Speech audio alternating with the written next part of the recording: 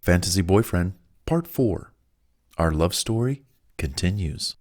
Our love story picks back up again, where our lady in love decides to return to her fantasy boyfriend's place for a few days. Torture. That's what she's been going through, time and time again, after she leaves his place to go home for a while. The emotional and physical urges she has for him when they're apart have grown to become like torture to her in a fun and loving way during her days and especially at night. I can't go long without seeing him, she says to herself as she thinks back to all the times they made love together, laid naked together between the sheets, cuddling together, coming multiple times in his arms, only to be held and cradled in his arms as she lay there in the fetal position while his body wraps around her for warmth and protection afterwards. We've made love so many times together, she'd say to herself over and over again. I want to make love to my man again. Only he can take care of my needs like he does. It goes without saying, but our loved-starved bunny has been hopping back and forth to his house for quite a few weeks at a time. And in this 2 to 3 month period of time, she's made more love to this one man than all the men she's ever had in her entire life, and probably her girlfriends' love lives combined. Having had so much time over the past several weeks and on her own time to process the mental, emotional, psychological, and physical reflections, discoveries, and realizations, it's evident she's falling more in love with this man every day. She wakes up and thinks about him. She goes about her day and thinks about him. She's on the phone with her girlfriends talking about him. My man did this and my man did that. Her friends are starting to wonder where this is all going, and they're happy for her. You sound so happy, sis, one of her friends said to her. Yeah, I've been alone so much of my life. Boys have shattered my heart plenty of times. I look back on my life and only see my heart broken so many times that I never thought I'd ever meet someone, she replied, almost with tears in her eyes as she spoke on the phone with her friends. Because there have been now several times in which she had to leave his place to go home, every time she left for a few days, maybe a week, the physical bonding withdrawals she'd experienced always came crawling back into her mind and affected her body. Sure, she's fine a day or two after she leaves his place, but then within a few days, his touch, his voice, his sweet care would call upon her. She tries to avoid it or put her feelings out of her mind, but to no avail. Nothing would ever fix what he had broken in a positive way, which was her mending heart to fall in love with someone, him notably. It's been observed now within her that she can't go more than a week or two without seeing him.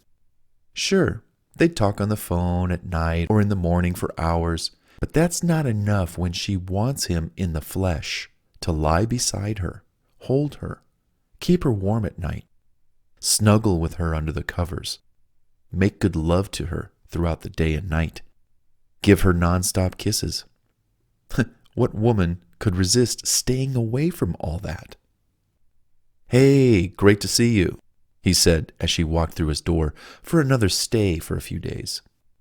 I couldn't wait to see you, baby, she replied with a whimper smile and a puckered lip, looking for a kiss and a hug. I missed you.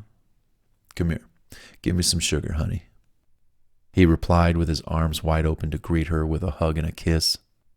They stood there, near the doorway, leaned up against the back of the couch while they kissed for some time, arms wrapping around bodies, hands feeling sides and butts and the backs of one another, lips locked on one another's lips, tongues dancing across tongues.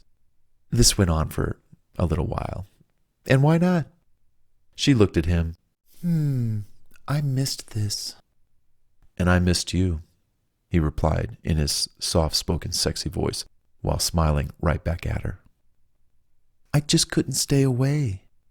I had to come see you. I can't be away from you for long periods of time. I'm starting to realize. You draw me in like I've never felt before. And I'm glad you came over. I missed you being here too. Talking with you on the phone is great, but it just doesn't do it for me either. I want more. So yeah, I thought maybe I'd come over, stay a few days, and then do some of my work here. Is that okay? Of course it is. Hey, make yourself at home, he offered with a smile. Okay. As she leaned in to hug him again, putting her head on his chest while holding his body with her arms wrapped around him. They stood there for a while, hugging and holding. She was safe in his arms again from the world in which she lived in. A world that was one of being alone, even if you have someone like she does. The urges she's been feeling for him were starting to grow more intense with time. You'd think she could look back and just rely on her past love-making memories with him, but on the contrary, they were piling up and calling her back for more. The more they made love, the more tension that would build up inside her. Talk about your fun-loving torture. Hence, another visit to his place was what the love doctor prescribed to her. Hey, are you hungry? He asked her. Yeah. Can you make some of your world-famous fried rice? She asked. Hey, my pleasure. Why don't I whip up dinner a little early today so we can watch another movie in bed? I don't want us to watch a movie too late and we both fall asleep to it, you know? What's the point of watching it if you're not awake to enjoy it? Good point. Let's do that, she replied back with a smile. Hey, you want something to drink? Sure, that'd be great. She pulled up a chair at the island counter, sat down, and resumed a quite familiar role. That is, she's at his house again. He's her personal host. She's his personal guest, and he loves to cook for her. Wow, it's so funny. I love sitting here watching him cook for me, all while I remember this is also where he made love to me. He made me come right here on this very kitchen counter island. I'll never forget it. I came so hard, too, because it was so new and exciting for me. He then picked me up and carried me off to the bedroom, where he held me and snuggled up with me under the covers. I love this man, as she reminisced to herself as he got things cooking in the kitchen for dinner. Here, let me take out some of the ingredients. I'm going to make us our favorite fried rice. Let me wash the rice here, and we'll relax together while it cooks. I love watching him cook, she said to herself while she takes another sip of the drink he got her. All right, we're all set. The rice is washed and cooking. Let's head over to the living room for a little bit of relaxation and further conversation. They moved over to the couch, covered up under a warm plush velvet blanket. Laying there in his arms, she felt as though she had just come in from the storm. That is, the world she was living in and working in, alone, against the whole wide world. Every time I come here, I feel so relaxed. Your place is so warm and cozy. I guess that's why I keep coming back, she said in a calm, loving voice, while embracing his body under the blanket.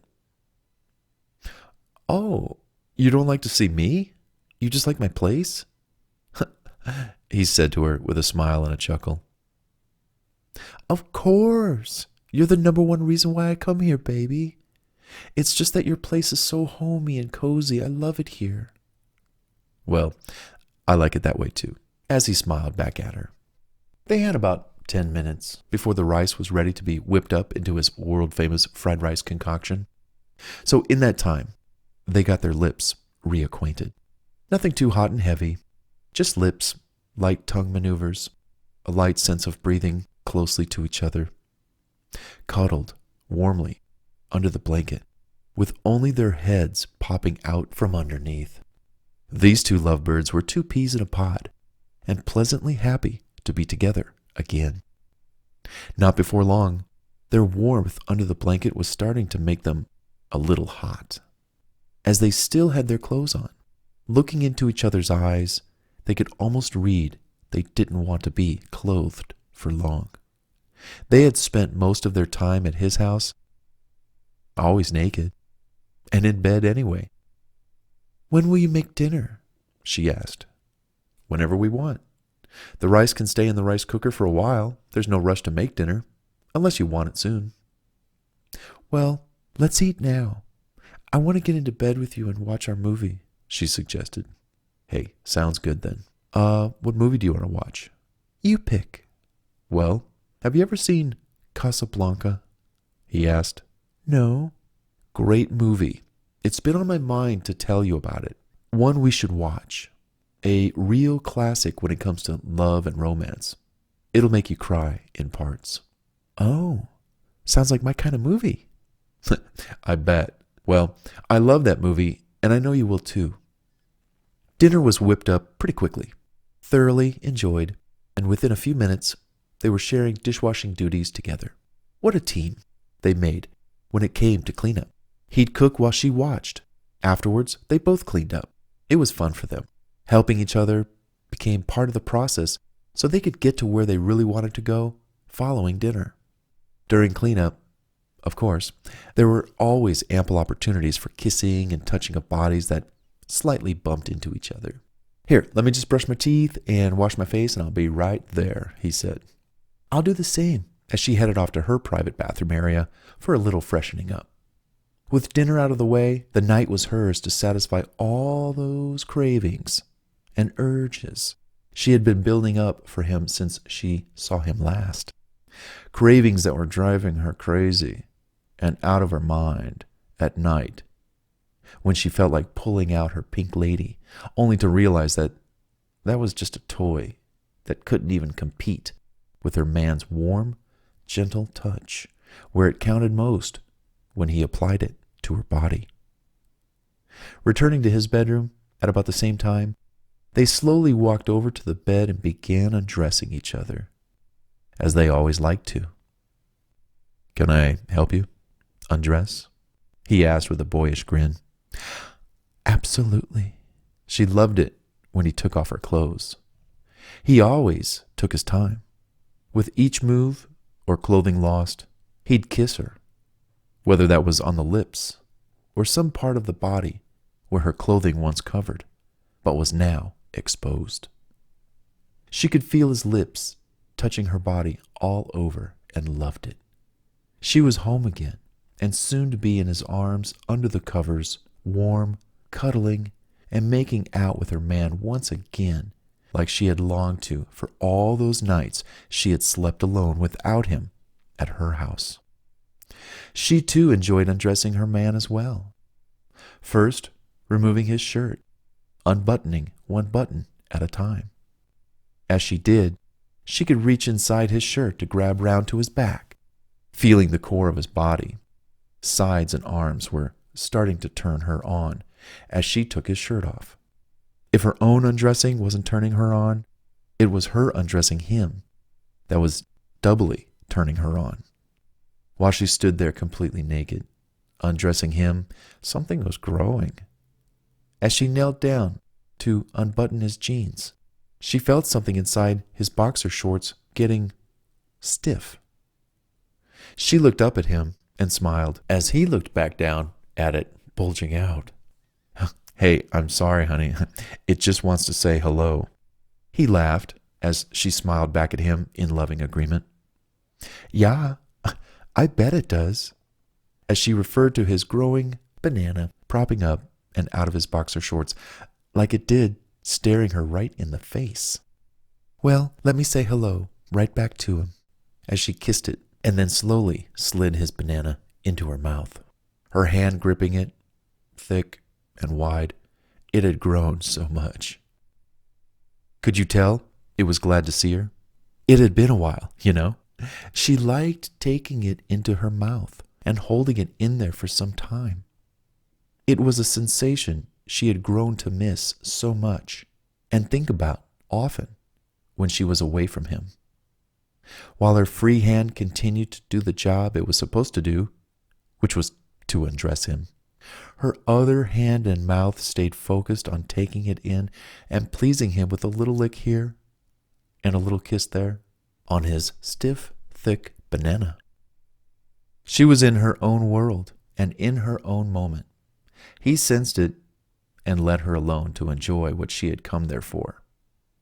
The attention, satisfaction, physical and emotional nourishment, among other things. He quite easily stepped out of his pants and boxers as she pulled them to the floor. Neither one of them were in any rush to get into bed, per se. Having experienced so much pleasure between them, and knowing it would come to an end a few days later when she would leave to go home, they knew now to take things more slowly and enjoy every move, every lick, every kiss, every suck, and everything else that ever transpired between them. She looked up, taking a break from taking in his banana inside her mouth, only to smile, stand up, kiss him on the lips, and say to him, "Your little friend seemed glad to see me." He smiled, and they got into bed. Lying naked beside each other was something they couldn't stop thinking about whenever they were apart for some time. "I missed you, baby," she'd say to him as he held her close to his body. The covers were always fresh and clean when she came over, as if he had changed them right before she got there. The large TV screen was on, with either a roaring romantic fireplace or romantic getaway beach scene, along with some background music, candles, and water by their side. In bed, she'd lie on her back, head resting on the pillow, bodies and legs intertwined with each other's, with him able to look down on her from above, while lying on his side. He was free to move in slowly for another long kissing make-out session between them.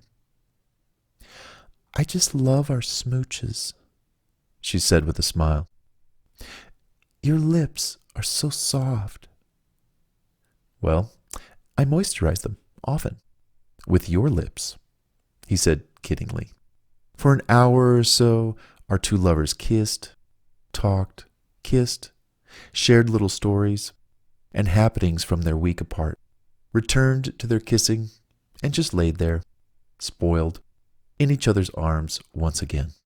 This was the familiar setting she had grown to love about him most, besides him being someone she could talk to about anything.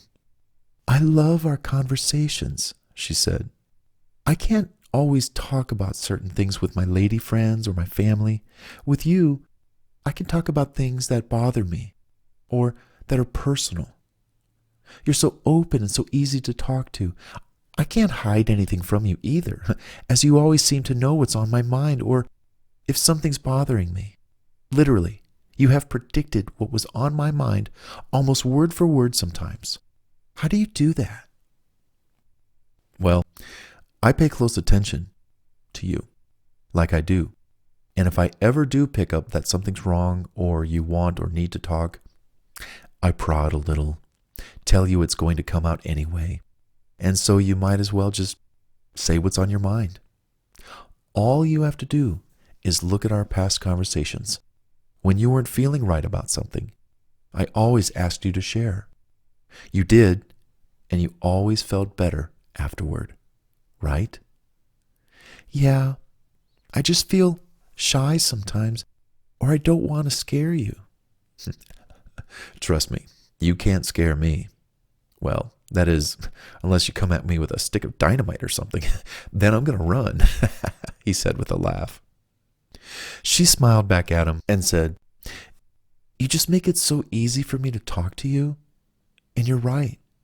I love that about you." They kissed a little more, and even when she was talking, he'd kissed the sides of her lips and her neck, maybe even a nipple lick, which always turned her on. She'd almost stopped talking in mid-sentence just to feel the arousing sensations starting to run through her body.